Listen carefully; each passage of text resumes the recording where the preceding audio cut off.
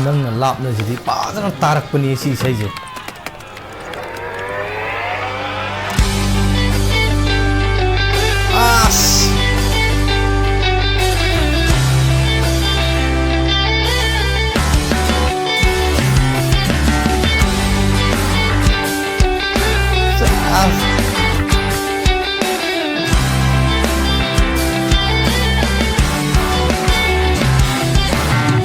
Mature than her actual age, people call her problem, but she's wise, she's nice when it needs to be.